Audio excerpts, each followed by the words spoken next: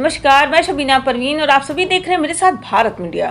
क्षत्रिय का दो धर्म होता है, एक सनातन, दूसरा क्षत्रिय धर्म। क्षत्रिय का धर्म होता है सबकी रक्षा करना। खबर उत्तर प्रदेश के बलिया से, जहां क्षत्रिय भारत महासभा द्वारा जिला स्तरीय सम्मेलन का आयोजन गंगा बहुउद्देशीय सभागार बलिया में किया गया, जिसमें बड़ी संख्या में क्षत्रिय समाज के लोगों ने भाग लिया। सम्मेलन की अध्यक्षता संगठन के राष्ट्रीय संरक्षक श्री ठाकुर सुभाष सिंह जी ने किया। क्षत्रिय भारत महासभा के कार्यकारिणी सदस्य अनिल सिंह ने कहा कि क्षत्रिय का दो धर्म होता है, एक सनातन, दूसरा क्षत्रिय धर्म। क्षत्रिय धर्म कमजोर, दुर्बल, गरीब और दूसरे की रक्षा करने के लिए होता है। अगर कोई व्यक्ति किसी क्षत्रिय के पास छत्र छाया में आ गया हो तो क्षत्रिय धर्म का यह कर्तव्य हो जाता है कि उसकी रक्षा हर हाल में करे, चाहे वह किसी भी जात धर्म का हो। पहले गांव में कोई विवाद होता था तो मामला ठाकुर साहब यानी किसी क्षत्रिय के पास पहुंचता था और फैसला क्षत्रिय समाज के लोग करते थे। लेकिन अब कानून और कुछ परिस्थितियों में हालात बदल गए हैं। प्रसिद्ध लेखक एवं इतिहासकार डॉक्टर भगवान सिंह जी मुख्य अतिथि के रूप में मौजूद रहे। संगठन की संरचना के उद्देश्यों और उपलब्धियों को संगठन के राष्ट्रीय कार्यकारी अध्यक्ष ठाकुर अनिल कुमार सिंह ने बताया। श्री सिंह ने कहा कि क्षत्रिय भारत महासभा मर्यादा पुरुषोत्तम श्री राम के आदर्शों पर चलने वाला संगठन है, जो हर वर्ग के लोगों की रक्षा करते रहते हैं। राष्ट्रीय कार्यकारिणी सदस्य क्षत्रिय भारत महासभा के अनिल कुमार सिंह जी ने क्या कुछ कहा, सुने। बाकी हिंदुस्तान के जितने भी जातीय संगठन हैं, उन सारे संगठनों से अलग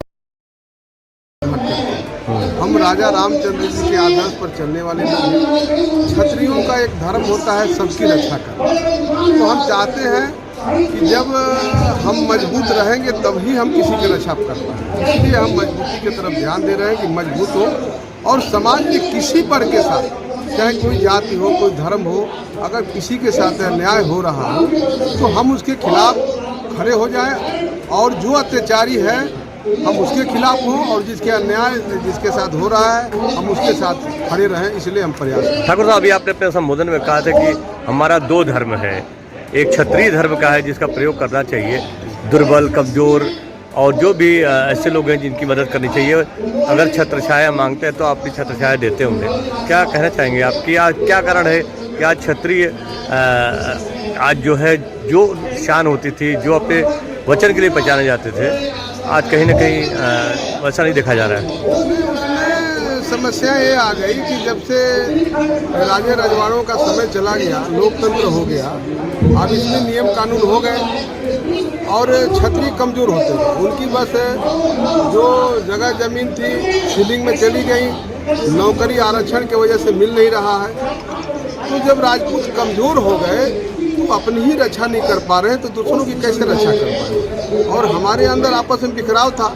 अब चूँकि हम राजा रजवाड़े हमारे पूर्वज जब थे तो अपने राज में मिलाने के लिए वो किसी से झुकते नहीं थे और प्रयास करते थे कि सारे छोटे छोटे रियासतों को मिला करके मैं बड़ा राजा बन जाऊं, मैं सम्राट बन जाऊं। तो वो मानसिकता जो है, अब मानसिकता तो है लेकिन जो राजे रजवाड़ों का जो समय रहा, अब वो समय रहा नहीं। हम कमजोर हो गए, अब हम अपनी रक्षा नहीं कर पा रहे हैं तो हम दूसरों की रक्षा कैसे कर पाएंगे। हम चाहते हैं कि हम मजबूत हो जाएं ताकि किसी पर के साथ, चाहे कोई जाति हो, चाहे अनुसूचित हो, चाहे पिछड़े हो, चाहे मुस्लिम हो, अगर उसके साथ अन्याय हो रहा है तो हमारे जो पूर्वज पुराने ज़माने में करते थे कि कहीं अन्याय होता था तो उसके पीछे खड़े हो जाते थे। तो हम भी अपने क्षत्रिय का धर्म का पालन करने के लिए हम भी ऐसे लोगों के साथ खड़े हो। कभी न्याय के लिए आप लड़ाई लड़ते थे और संगठन का उद्देश्य हमने कहा है कि एक मनुष्य को इस संसार में किस तरह से रहना चाहिए, प्रभु श्री रामचंद्र जी ने करके दिखा दिया है कि पिता के साथ क्या व्यवहार करना चाहिए, भाई के साथ क्या करना चाहिए और जो दुराचारी अत्याचारी है उसके साथ कैसा रहना चाहिए। तो हम चाहते हैं कि जो भी संगठन से जुड़े, हम हर मीटिंगों में कहते हैं कि जो लोग जुड़ जाए कम से वो राजा रामचंद्र जी के आदर्श पर चले। क्षत्रिय समाज में कुछ विकृतियाँ भी है, सामाजिक विकृतियाँ भी आई हैं, उसके लिए क्या आपकी नहीं, जो विकृति आई हम प्रयास करेंगे। जैसे जैसे हम मजबूत हो जाएंगे, देखिए कमजोर आदमी की कोई बात सुनता नहीं है, तो हमारा संगठन जैसे मजबूत हो जाएगा तो हम चाहेंगे समाज के अंदर जो भी कमियां रही हैं उसको हम दूर करेंगे। जब मजबूत हो जाएंगे, बहुत हमारे समाज में बिछुल दिखावे में खर्चा है, फिजूल खर्ची का खर्चा है, तो ये सब चीज़ें जब हम मजबूत हो जाएंगे तो मजबूत होने के बाद हम जब खुद स्वतः ही हम करेंगे, जैसे अब शादी विवाह है, हम शादी विवाह में दिखावे में दुनिया भर के खर्चा कर देते हैं, तो अब जब हम मजबूत हो जाएंगे, अब हम ही जब करने लगेंगे कि बेफजूल का खर्चा न करें, सादगी से शादी कर लें और कहीं रिसेप्शन करके बाकी लोगों को बहुभोज में खिला दें, तो जब हम समाज के अगुआ जो बनने जा रहा है और वो लोग ऐसा काम करेंगे तो निश्चित तौर पर देखा देखी जो है दूसरे लोग भी करना शुरू करेंगे। लेकिन ये जब हम मजबूत हो जाएंगे तभी संभव। ठाकुर साहब, कभी आप फैसला करते थे,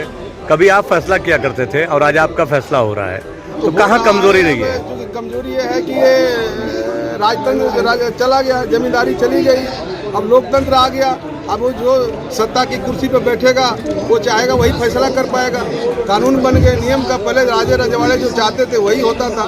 अब जो लोकतंत्र में कानून बन गया, कानून पर जो बैठ जाएगा, चाहे किसी पर का आदमी अगर मुख्यमंत्री प्रधानमंत्री हो जाएगा, जो चाहेगा वही करेगा।